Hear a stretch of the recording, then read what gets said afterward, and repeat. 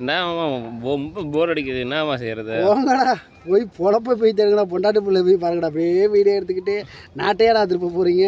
சரி. காலம் ஃபுல்லாக வீடியோ இந்த செல்லை உடைங்கடா இந்த செல்லு வேணாவே சோம்பேறிடா.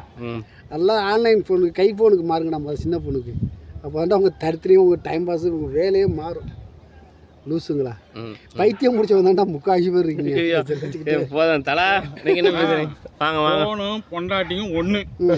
என்ன பொண்டாட்டி இல்லாமல் கூட இருந்துருவாங்க, ஃபோனும் இல்லாமல் இருக்க மாட்டாங்க. அடேங்கப்பா. நான் ஃபோன் இல்லாமல் இருப்பேன், என்னால் இருக்க முடியும். நான் அப்படியே இது வரைக்கும் இருக்கேன். உங்களால் முடியுமா தலா?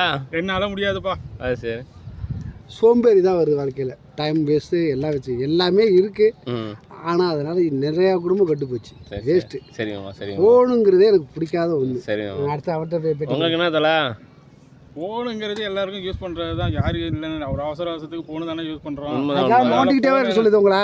நோண்டிக்கிட்டே இருக்கீங்க. உங்கள் பாதி வேலையை விட்டுட்டு இதிலே நோண்டுறீங்க. இப்போ நீங்கள் அரை மணி நேரமாக நோண்டுனீங்க. என்ன இருக்குதுல்ல அந்த சீக்கு தான்.